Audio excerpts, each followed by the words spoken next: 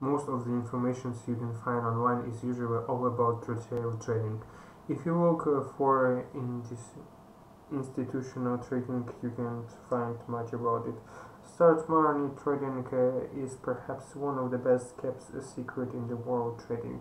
Once you discover institutional trading and learn how to smart money place their orders, you can implement these concepts to your own style of trading and see much better results. So let me show you several smart money concepts you must follow in order to finally become a profitable trader. Indicator swag, price action suites. There is no indicator forex robot or mechanical trading systems that will make you money if you don't understand how their price moves. It really in reality, if you rely on the decisions on indicators, you are not relying trading the market. You are relying just plugging numbers into the few mathematical formulas. Indicators have absolutely no flexibility. They're just equation that is used over and over again, regardless of market conditions. To have 6 max D and the load of the indicators are presenting you with the lagging information. They may look pretty on your chart and can help you some degree to view a market, but they don't really help you predict where the price is going in the future.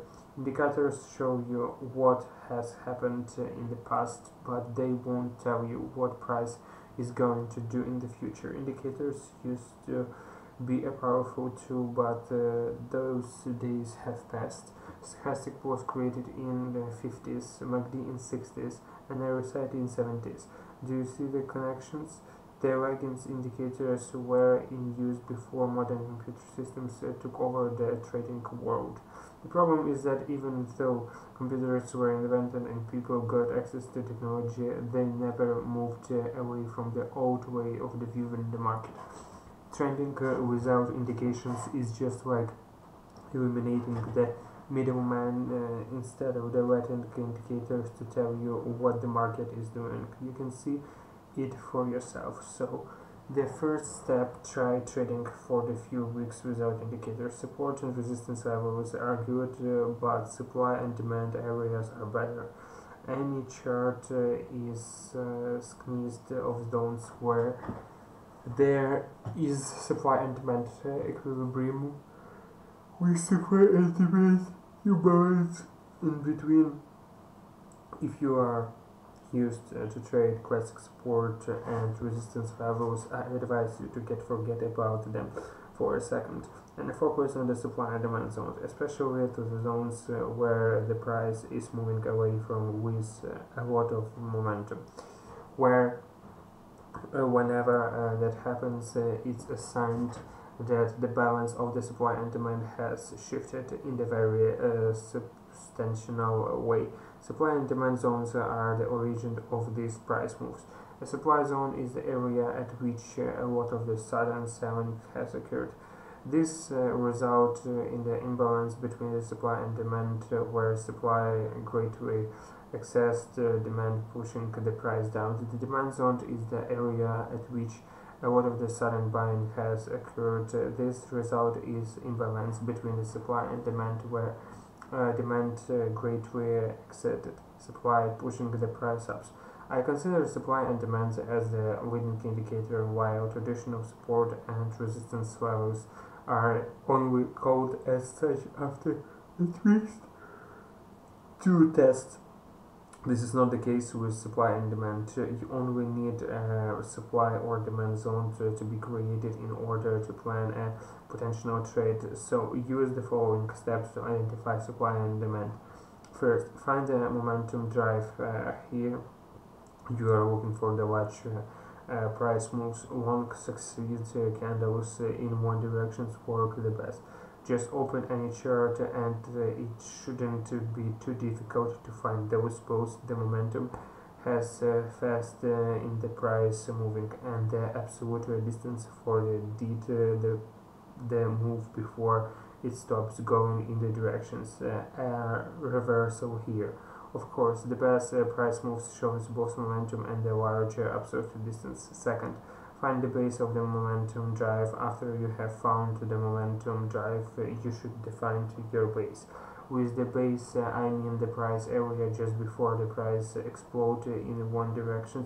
Often you will see small consolidations before this happens, and that's the consolidations that you are looking for. Especially try to find the last bearish price actions before the bullish price moves.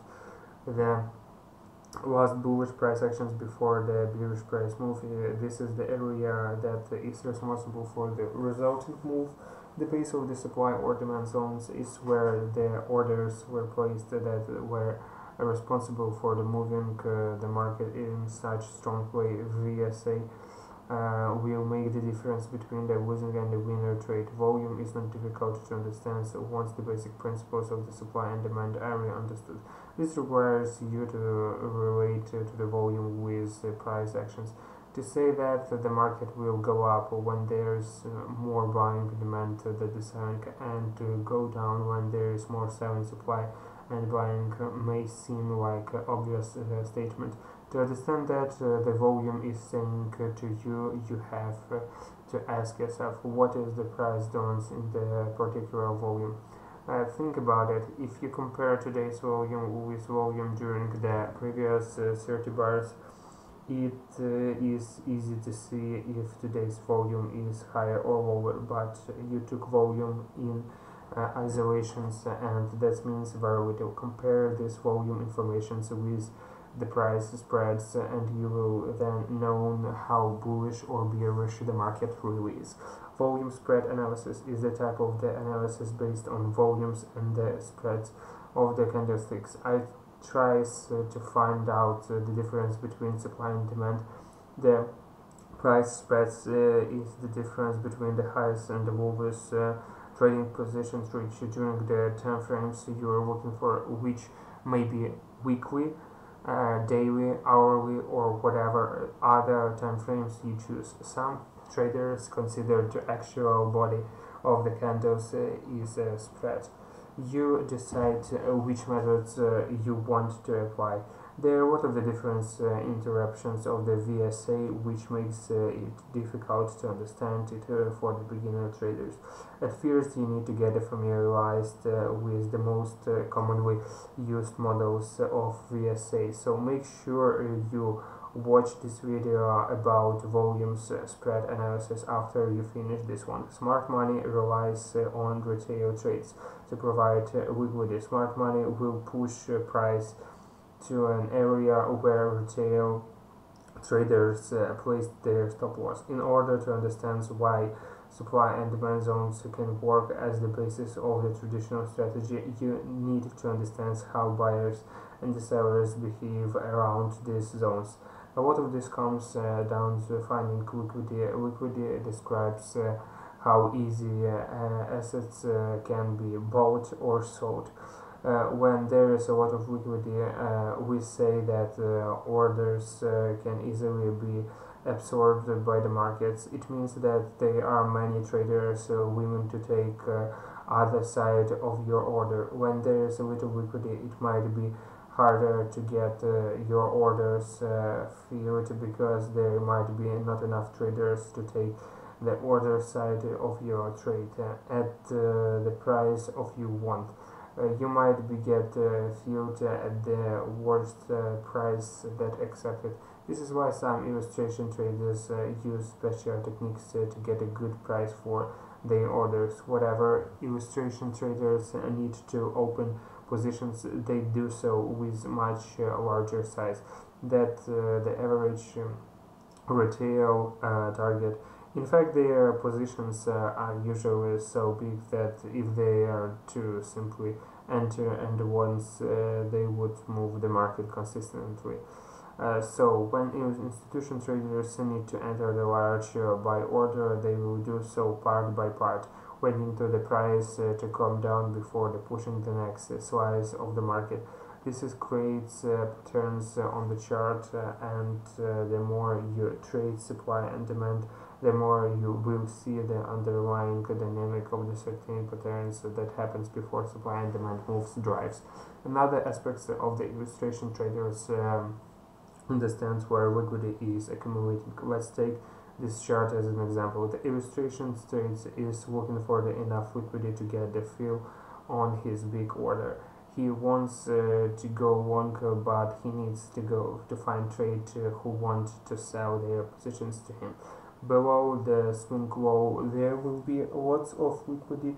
First, you will have the stop losses of buy orders, which we'll see on the market once they hit. Additionally, there will also be traders who got short against adding liquidity to the market. This is why you will often first see the spike on the opposite directions at the origin of the strong price move.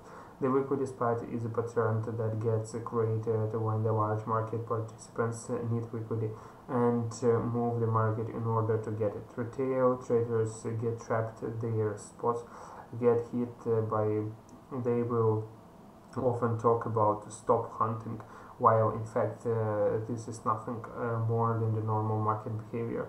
Monitor daily highs, lows, obvious. It's time to find opportunities. The best way to do this is to mark out certain levels such as daily highs, lows, weekly highs, lows, obvious swing points, boundaries or range. By making out these important areas of the liquidity and then analyzing what happens once the liquidity at these areas gets triggered, you can get a better understanding of how smart money operates. You can then make up rules on to develop an entries strategy around this concept. Of course, the next step is to bucket the rules of the generate data to confirm trading angles.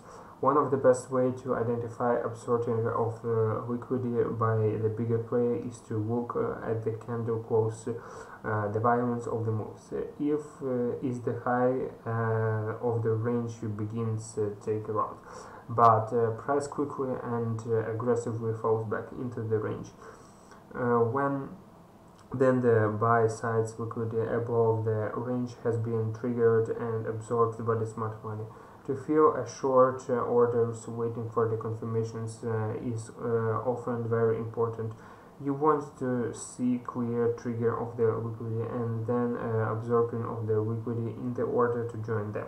Smart money need enter the markets to fill orders, generate liquidity, and to hinge their long-term investments or tradings. Smart money enters the market to fill orders, generate liquidity, and to hand their long-term investments to trade.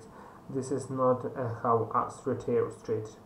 This is the difference between the retail trading and institutional trading. We try to profit from small directional moves.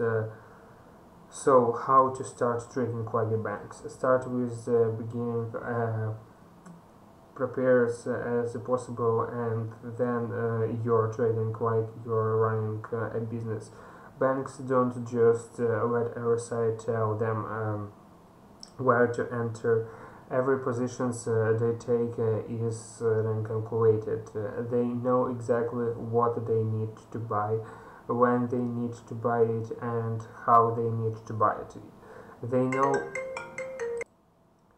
know the cost involved. That's how you should approach trading as well. You can start trading like a smart money by following the next principles: knowing your angle, having multiple plans, reviewing, learning. These are the most important points to consider when you want to become a profitable trader. Not by learning a concept that banks supposedly use, but by approaching traders the same as the banks professionals do. It's absolutely vital to know your angle. Without an angle, you will probably fail to do your get one. By learning a concept that work in the market, then you start with building rules around this concept. The next step is testing it on your years of data, followed by the demo trading and the live trading. In order to be able to execute your angle efficiently and in order to improve your need multiple plans. You need to pre-market plan, a plan of executed, and a post-market plan. The pre-market plan is all about how you find the setups with your angle. How do you need to analyze the market when the market is as clean as possible? This is minimize the mistakes you are going to make. The most important thing is that you have a clear written down plans. After your sessions, it's time to analyze. You will always make losing trades. Most traders simply go to the next trade. If you also produce this way, this means you waste your money. But if you actually take this time to learn from your losses, that's not waste money, but simply a down payment for the valuable lessons. If you found something new and found value, leave us a like to show your support. Subscribe to our channel to stay in touch when we upload new video. Until next time.